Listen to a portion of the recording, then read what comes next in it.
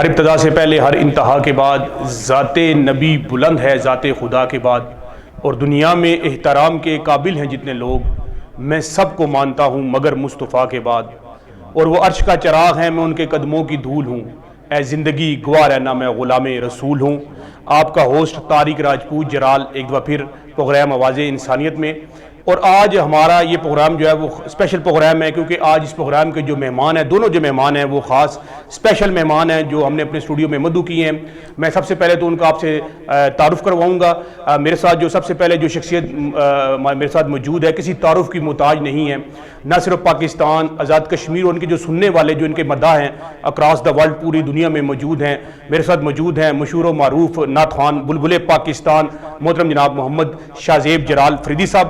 شاہزیب جلال فریدی صاحب، میں سب سے پہلے تو آپ کو خوش آمدید کہوں گا، اور ان کے ساتھ جو میرے دوسرے جو گیسٹ ہیں پیشے کے لحاظ سے تو صحافی ہیں اور پھر جرنلسٹ فاؤنڈیشن پاکستان کے پریزیڈنٹ بھی ہیں، اور اس کے ساتھ ساتھ جو خاص طور پر معاشرے کے اندر جتنے بھی معاشرتی مسائل کو لے کر، مذہبی حوالہ جات کو لے کر، معاشی حوالوں سے ایک گہری نظر اور چھاپ رکھتے ہیں، اور آج میری خصوصی درخواست پر یہاں پر تشریف لائے ہیں میری مراد جناب محترم زید ملک صاحب۔ میں زید ملک صاحب آپ کو بھی پروگرام آواز انسانیت میں خوش آمدید کہوں گا۔ میں بھی بڑا شکر گزار ہوں طارق صاحب کو، آپ نے اسٹوڈیو میں دعوت دی اور اپنے پروگرام میں بلایا۔ بہت شکریہ جناب۔ میں سب سے پہلے شاہزیب جلال صاحب آپ کی طرف آؤں گا، اور میرا آپ سے یہ سوال یہ ہے کہ ماشاءاللہ جس طرح آپ نے نعت خوانی کے اندر جو ہے آقا کی ثنا خوانی کے حوالے سے جو نام پیدا کیا ہے، تو سب سے پہلے تو مجھے یہ بتائیے گا ہمارے سننے والوں کو کس طرح یہ شوق، یہ جذبہ کس طرح آپ کے اندر جو ہے، کس طرح یہ پروان چڑھا، اس کی ابتدا کہاں سے ہوئی، اس کے بارے میں ذرا بتائیے گا۔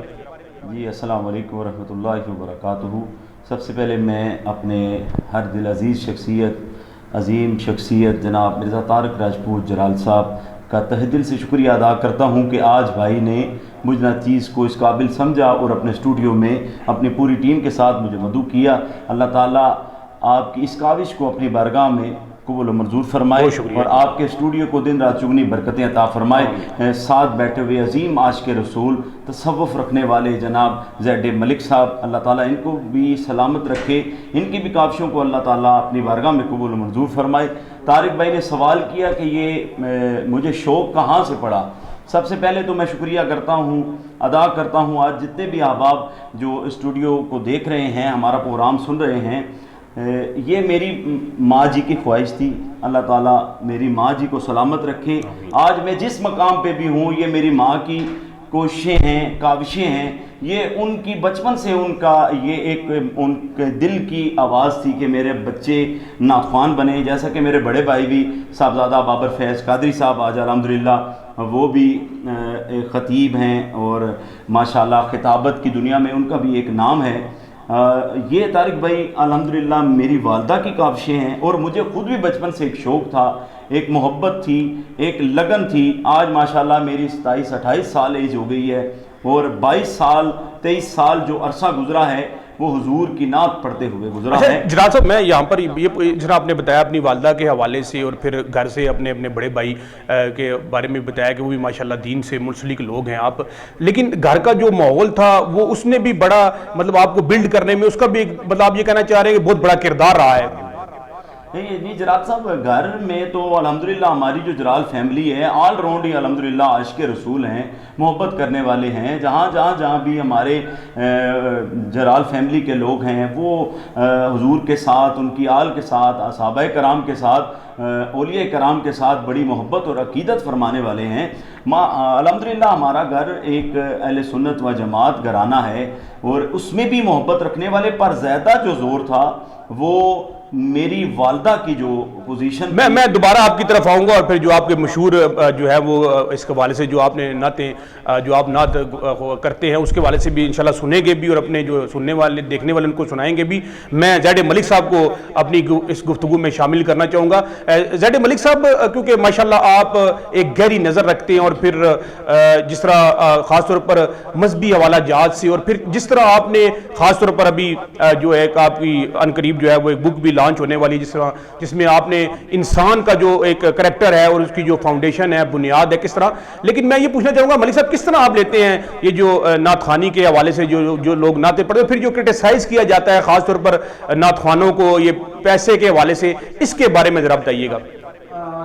بہت شکریہ طارق جعفر صاحب نے مجھے اظہار خیال کا موقع دیا ہے. اس میں 2-3 چیزیں بڑی امپورٹنٹ ہے. جو ثنا خوانی ہے نبی کریم صلی اللہ علیہ وسلم کی، جو ہم تعریف کرتے ہیں شعروں کی شکل میں اور اچھے جو اسے اچھے انداز میں پڑھ کے، ایک بہت زبردست یہ محبت والا کام ہے اور یہ عشق والا کام ہے، اور یہ کوئی ہر بندے کو اس کی سعادت بھی نصیب نہیں ہوتی ہے. ہر شخص جو ہے وہ اس قابل بھی نہیں ہوتا کہ وہ اتنے اچھے طریقے سے ثنا خوانی کر سکے اور پھر لوگوں کے دل میں گھر کر سکے. دوسری امپورٹنٹ ترین بات ہے. لیکن چونکہ ہم لوگ انسان ہیں اور انسان میں بشری کمزوریاں ہوتی ہیں، تو ہم نے جو پریکٹس دیکھی ہے وہ یہ دیکھی ہے کہ یہاں پر لوگوں نے جب یہ دیکھا کہ جو ثنا خوان تھے وہ جب آئے اور انہوں نے نعتیں پڑھنا شروع کیا، اور لوگوں نے تو ظاہر بات ہے، دیکھیں لوگ نبی کریم صلی اللہ علیہ وسلم سے محبت کرتے ہیں، عشق کرتے ہیں ان کی ذات سے.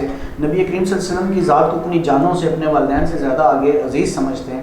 تو ان کا جو بھی نام لیتا ہے اور ان کی جو بھی تعریف کرتا ہے وہ اس کے گرد اکٹھے ہو جاتے ہیں اور اس کو غور سے سنتے ہیں.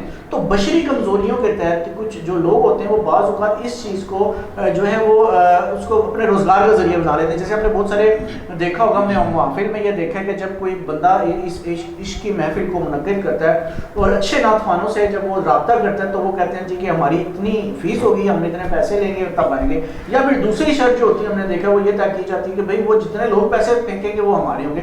ان دونوں کنڈیشنز پہ جو ہے نعت خوان جاتے ہیں. اب مجھے نہیں پتا کہ یہ جو بات ہے وہ اس کو سارے نعت خوان تو ظاہر بات نہیں کرتے، بہت سارے نعت خوان ایسے جو بے عقیدت اور محبت میں سارا کچھ کرتے ہیں. لیکن یہ جو اسپیکٹ اس کے اندر آ گیا نا، اس نے تھوڑا سا اس ساری چیز کے تقدس کو جو ہے وہ مجروح کر دیا.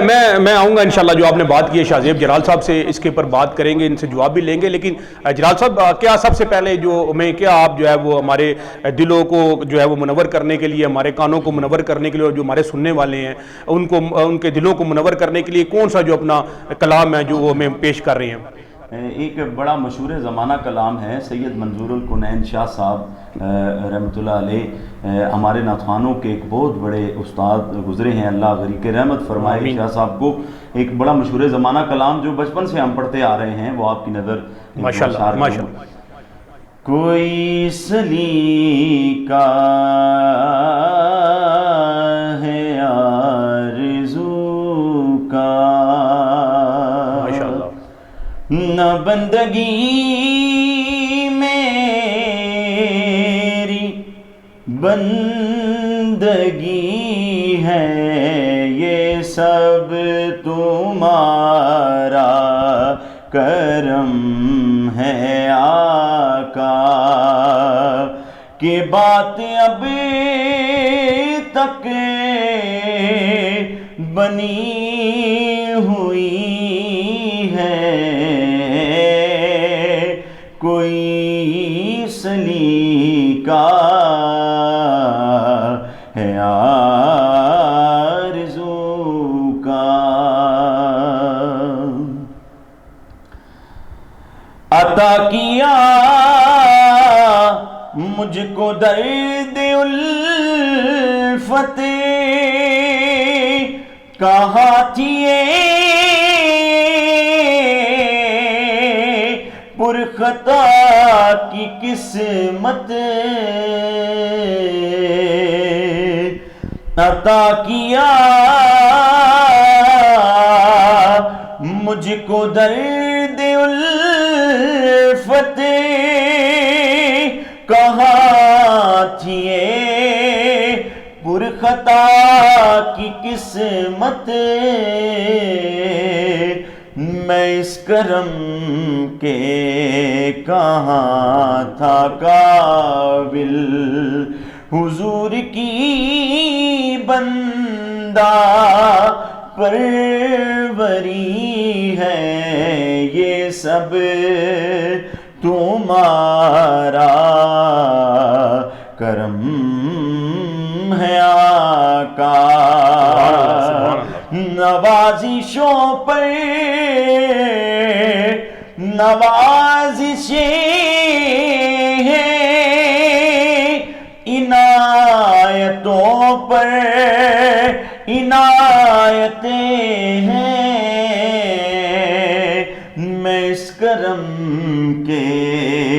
کہاں تھا قابل، حضور کی بندہ پروری ہے یہ سب تمہارا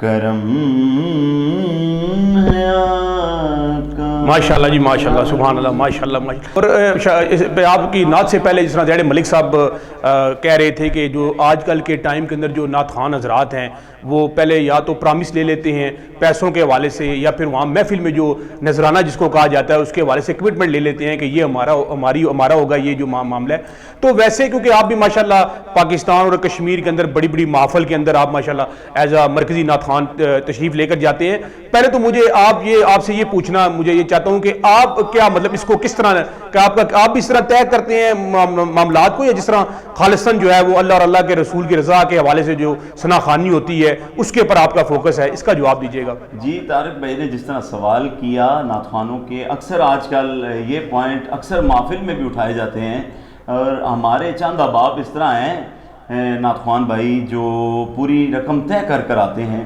میں ان کی بات نہیں کروں گا نہیں مطلب، لیکن آپ کیا سمجھتے ہیں کہ اس طرح طے کرنا مطلب کہ جائز ہے؟ مطلب اس کے بارے میں مزاری بات ہے، آپ ماشاءاللہ عقل رکھتے ہیں، فہم رکھتے ہیں، سمجھ رکھتے ہیں، کیونکہ ہم نے تصحیح بھی کرنی ہے نا، ہمارے پروگرام کا مقصد یہ بھی ہے کہ آپ جیسے ماشاءاللہ جو مشہور و معروف نعت خوان ہے، کیونکہ آپ کی آواز کو سنا جاتا ہے، لوگ آپ کی بات پہ عمل کرتے ہیں، تو ایک تصحیح کا بھی معاملہ ہم نے یہاں پر کرنا ہے۔ تو آپ کیا سمجھتے ہیں کہ یہ مطلب وہ غلط کرتے ہیں؟ جس طرح کہ جلال صاحب نے یہ بتایا، میں اس کا جواب اس طرح دینا چاہوں گا کہ جو ہم حضور کی ثنا کرتے ہیں، جو حضور صلی اللہ علیہ وآلہ وسلم کہتے ہیں میں اس کرم کے کہاں تھا قابل، حضور کی بندہ پروری ہے، اور اکثر آپ نے اشعار یہ بھی سنا ہوگا طارق بھائی کہ محبوب کی محفل کو محبوب سجاتے ہیں، آتے ہیں وہی جن کو میرے سرکار بلاتے ہیں۔ اب یہ بھی بات اس کے ساتھ ریلیٹڈ کرتا ہوں کہ جو ہم یہ نعت پڑھتے ہیں یہاں پاکستان میں، دنیا بھر میں جتنے بھی لوگوں کو یہ سعادت حاصل ہے کہ وہ حضور کا ذکر کر رہے ہیں، یہ اس میں ان کا کوئی کمال نہیں، ہمارا کوئی کمال نہیں، نہ ہم کر سکتے ہیں، نہ ہم حق ادا کر سکتے ہیں، نہ جو محفل کرواتے ہیں اپنے گھروں میں، اپنے خوشیوں میں، اپنی غمیوں میں حضور کا ذکر کرتے ہیں، نہ وہ اس چیز کا حق ادا کر سکتے ہیں۔ بہتر تو یہی ہونا چاہیے کہ جو سننے والے ہیں، اگر ایک بندہ 500 کلومیٹر، 300 کلومیٹر، 200 کلومیٹر سفر طے کر کے آ رہا ہے، آخر وہ اپنے سارے کام چھوڑ کر آ رہا ہے، اور مطلب گھر والوں کو بھی اس چیز کا خیال رکھنا چاہیے، باقی گھر والے اس کا حق ادا نہیں کر سکتے۔ ہاں یہ چیز سراسر غلط ہے کہ آپ کسی کے ساتھ طے کر جائیں، میں کسی کا ذکر نہیں کروں، نہیں وہ ٹھیک ہے، میں اس میں زید ملک صاحب کو لوں گا۔ بالکل آپ نے ٹھیک کہا کہ جس کے اوپر اللہ اور اللہ کے رسول کی اطاعت ہوتی ہے، اور ڈیفینیٹلی نعت خوانی اور اس طرح کی چیزیں اسی طرح ہی ہوتی ہیں۔ ملک صاحب یہ بھی جس طرح شاہ زیب جلال صاحب فرما رہے ہیں کہ اگر آپ اگر دنیاوی حوالے سے کوئی ارینجمنٹ کرتے ہیں، کوئی چیزوں کو پلان کرتے ہیں، تو دین اس کے حوالے سے بھی جن لوگوں کو آپ انوائٹ کرتے ہیں آپ ان کو پے کرتے ہیں۔ اور ایک نعت خوان جس طرح شاہ زیب جلال صاحب نے کہا کہ اگر یہاں سے کشمیر میں یا سراؤنڈڈ کسی بھی ایریاز میں دور دراز علاقے میں ٹریول کرتا ہے، اگر کوئی ایکسپینس اس کے آنے جانے کے حوالے سے اگر اس کو کموڈیٹ کیا جاتا ہے یا جا رہا ہے، تو اس میں تو میرا خیال ہے کوئی ایسی شرعی جو ہے وہ کوئی رکاوٹ نہیں ہے۔ اس کے بارے میں کیا کہیں گے ملک صاحب؟ اس میں دو چیزیں امپورٹنٹ، ایک تو یہ ہے کہ ایک شخص ہے وہ اسلام آباد سے یا راولپنڈی سے وہ جاتا ہے ٹریول کر کے کسی بھی دور دراز ایریا میں، آپ نے جیسے آپ نے بیان کیا کہ اس کے خاص اخراجات ہوتے ہیں، اور ظاہری بات ہے وہ پیچھے اپنا کام بھی ہو سکتا ہے چھوڑ کے آیا وہ چیز سمجھ آ جاتی ہے، لیکن یہاں پہ باقاعدہ ریٹس ہیں 8 لاکھ 10 لاکھ 15 لاکھ۔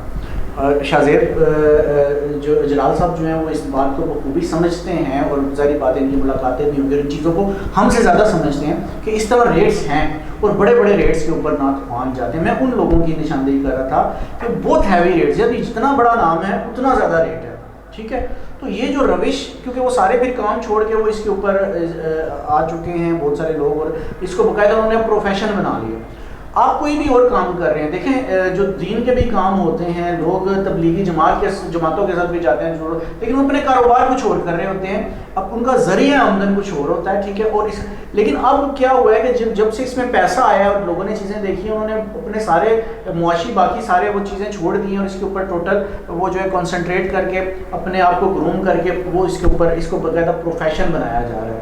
میں اس طرف آپ کی توجہ دلانا چاہ رہا تھا کہ یہ پروفیشن جو لوگ اب آ رہے ہیں، یعنی کہ انہوں نے اپنا روزگار کا سلسلے کے طور پر اس کو لینا شروع کر دیا، ان کے بارے میں جلال صاحب. بالکل آپ ٹھیک فرما رہے ہیں. تو کیا اپنا ملک صاحب آج کے جو ہمارے مہمان ہیں ماشاءاللہ بلبل پاکستان ہیں شاہ زیب جلال صاحب، تو کیا آپ ان سے کیا کوئی فرمائش کریں گے، کیا کوئی کلام سننا چاہیں گے؟ سر ہمارے ہاں جو اولیاء گزرے ہیں، اولیاء اللہ بڑے بڑے مطلب ان کا بڑا بڑا نام اپنے کلاموں کے حوالے سے ہے، کیونکہ انہوں نے ایسا کلام پڑھ دیا ہے کہ جس نے تہلکہ مچا دیا جس کلام نے، اور لوگوں نے جب وہ دلوں پہ اثر کیا ہے اور تقدیریں بدل گئی ہیں، دلوں پہ اثر کیا اور لوگوں کی زندگیاں بدل گئی. بے شک بے شک.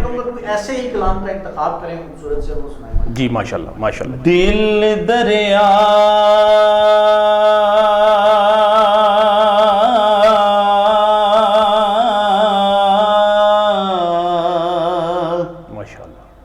سمندروں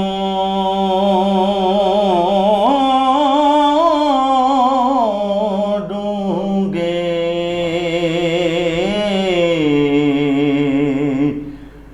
تے کون دلاں دیاں جانے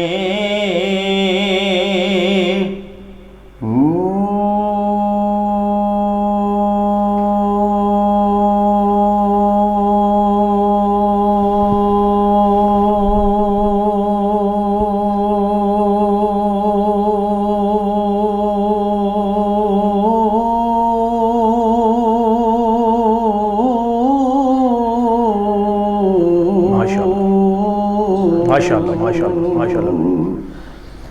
الف اللہ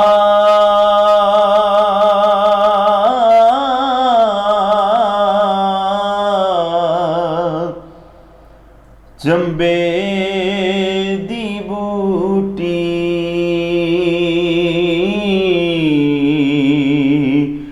مرشد من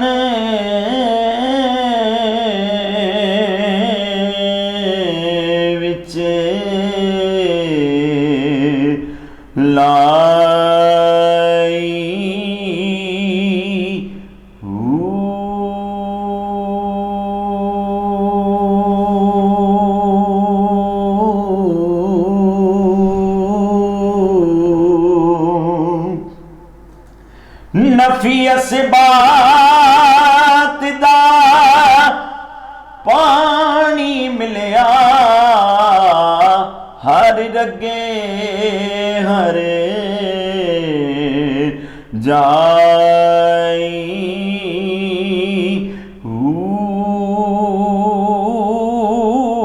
جیوے مرشد کامل باہو جیوے مرشد کامل باہو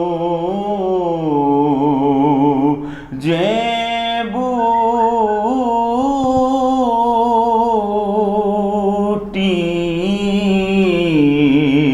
لائی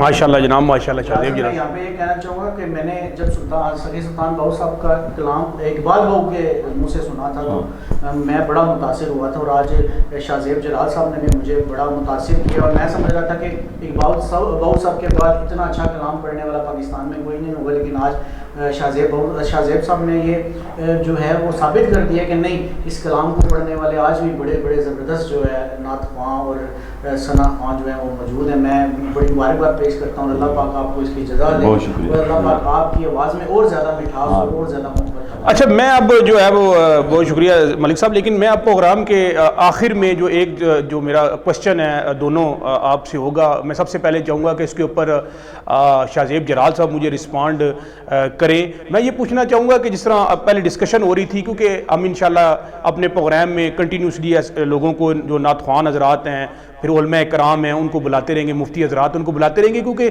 معاشرے کے اندر جن چیزوں کو ہم دیکھتے ہیں ہمارا یہ فرض بنتا ہے کہ اس کیمرے کی مدد سے، اور اللہ تبارک و تعالیٰ نے رب کائنات نے جو ہمیں صلاحیتیں دی ہیں ان کو بروئے کار لاتے ہوئے، پھر زید ملک صاحب جیسے جو لوگ ہیں جو کہ ایک بڑا واسٹ ایکسپیرینس رکھتے ہیں ان چیزوں کے اوپر، ان کو ہم نے نہ صرف اجاگر کرنا ہے بلکہ ان کی تصحیح بھی کرنی ہے.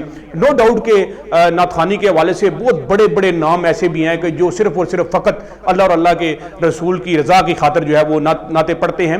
اور لیکن المیہ یہ بھی ہے کہ یہ بھی دیکھنے میں آیا گیا کہ لوگوں نے یہاں پر جو بڑے بڑے نعت خوان ہیں، اگر آپ سرچ کریں گے آپ کو ان کے ریٹ جو ہے وہ طے شدہ ملیں گے. اس المیہ کو بھی دیکھنا ہے. تو میں شاہ زیب جلال صاحب آپ سے یہ پوچھنا چاہوں گا کہ نذرانے کی جس طرح بات ہو رہی تھی کہ اگر کوئی اپنی خوشی سے نذرانہ دیتا ہے، خوش ہو کے نذرانہ پیش کرتا ہے، اگر اس کو اگر بندہ ذاتیات سے ہٹ کر کسی ایسے کام یا ایسے مصرف میں لے کر آئے، جس طرح اگر کسی نعت اکیڈمی کی ترویج کے حوالے سے مختلف بچوں کو جو ہے وہ نعت کی طرف لے کے آنے میں اس میں اس پیسے کو اگر صرف کیا جائے، تو کیا سمجھتے ہیں کہ اس سے آپ کی دنیا بھی اور جو آپ کی آخرت ہے وہ بھی، اس میں بھی اللہ تبارک و تعالیٰ مزید آپ کے لیے ثانی فرمائے گا؟ کیا کہنا چاہیں گے شاہ زیب جلال صاحب اس کے بارے میں؟ جی، سینئر اینکر پرسن ہمارے بھائی طارق راجپوت جلال صاحب نے یہ میرے سے سوال کیا، اور بڑی میرے ذہن میں اچھی ایک بات آ گئی، کیونکہ بات وہ ہوتی ہے جو حوالہ کے ساتھ کی جائے. بے شک بے شک. عوام میں بات کر دیں، آپ کسی کو قائل نہ کر سکیں تو ہمارا یہاں بیٹھنے کا کوئی مقصد بھی نہیں ہے. جس مقصد کے لیے ہم یہاں بیٹھے ہیں، ہمارا مرکز و محور ایک ہی ہے، شخصیت جس کے لیے کائنات بنی، جناب حضرت سیدنا جناب محمد رسول اللہ صلی اللہ علیہ وسلم سرکار نہ ہوتے تو کچھ بھی نہ ہوتا. آپ سرکار وما ارسلناک الا رحمۃ للعالمین، اے نبی ہم نے آپ کو تمام جہانوں کے لیے رحمت بنا کے بھیجا ہے. اور ہمارا اس میں ایمان ہے، عقیدہ ہے. جب آپ سرکار نے حضرت حسان بن ثابت رضی اللہ تعالیٰ عنہ کو کہا کہ آپ ممبر پر بیٹھیں اور میری نعت سنائیں، جب حسان بن ثابت رضی اللہ تعالیٰ عنہ نے نعت سنائی، یہ مشہور یہ حدیث کا مفہوم ہے، اکثر احباب مفتیان کرام، علماء کرام، مولانا حضرات سے یہ سنتے ہیں، تو آپ سرکار نے ان کو اپنی چادر مبارک دی. یہ نذرانہ وہاں سے چلا. بے شک بے شک. ہاں، یہ نذرانے کی جو یہ قیامت تک یہ ٹوٹ نہیں سکتا. ہاں، کسی کے ساتھ طے کرنا، کسی کو مطلب اس چیز پہ ضد آرا کر دینا کہ میں اتنے لوں گا تو آپ کے پاس آؤں گا، یہ سراسر غلط ہے. پھر اس میں جو ہمارا ثواب ہے، اگر ثواب کی نیت سے جائیں گے، پھر اکثر آپ نے سنا ہوگا لوگ دنیاوی انداز میں بھی یہ کہتے ہیں یار جو نصیب میں ہوگا وہ مل جائے گا. پھر کچھ لوگوں سے سنا ہوگا وہ کہتے ہیں جی نصیب بنانے بھی پڑتے ہیں. تو جب ہم حضور کا نام لیتے ہیں، ان کا ذکر کرتے ہیں یا کرواتے ہیں، دو صورتیں، ہر بات کی دو صورتیں ہوتی ہیں.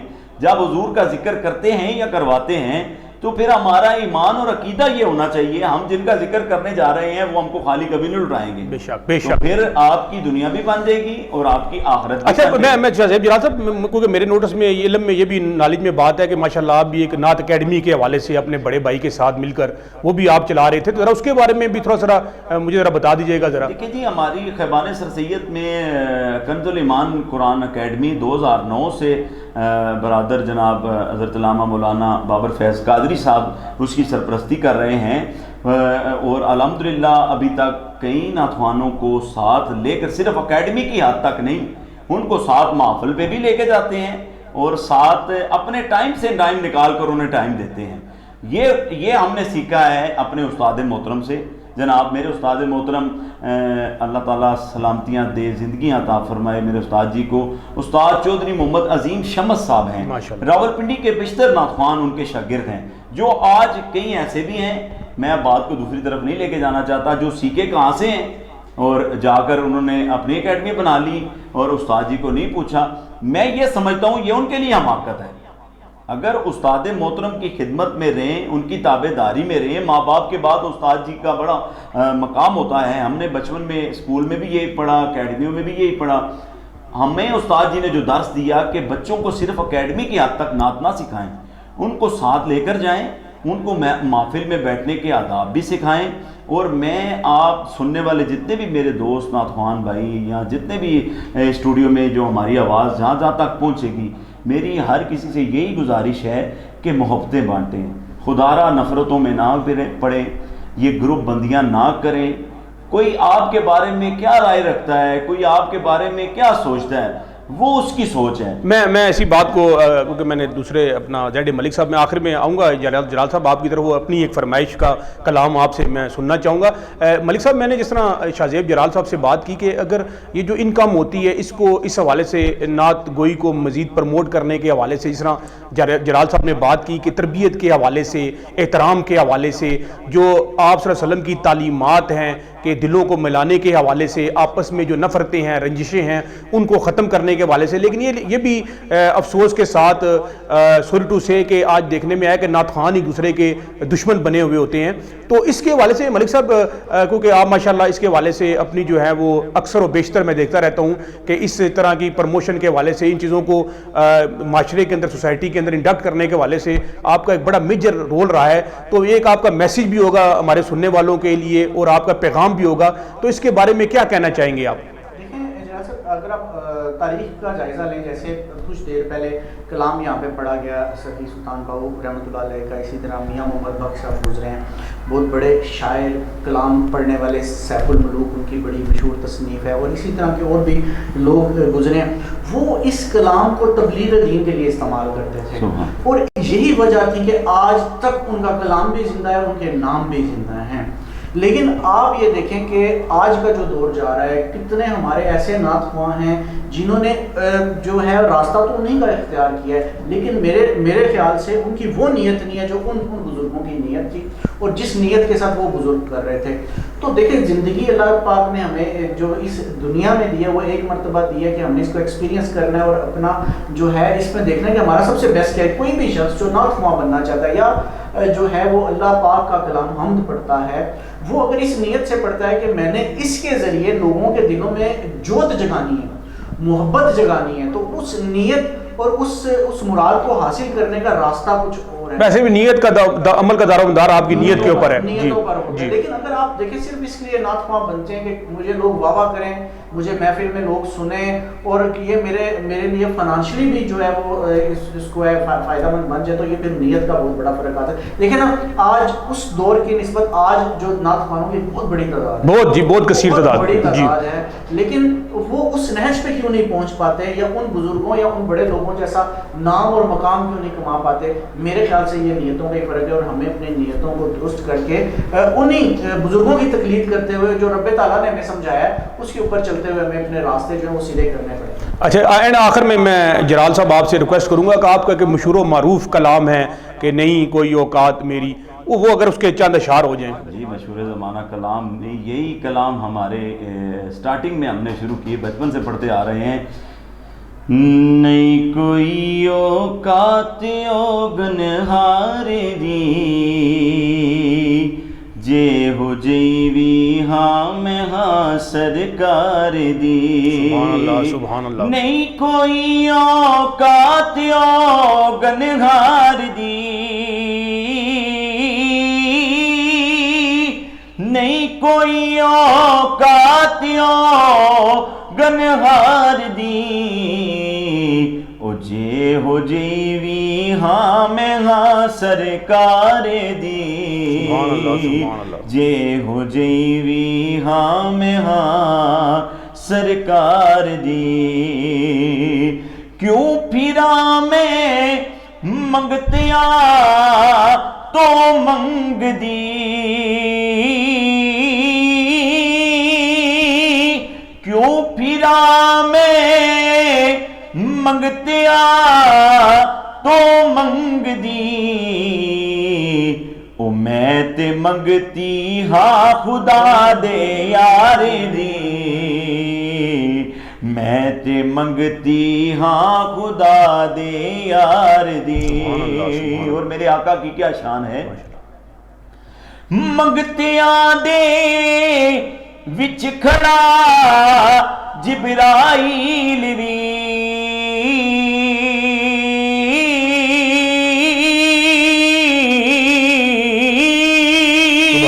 سبحان اللہ.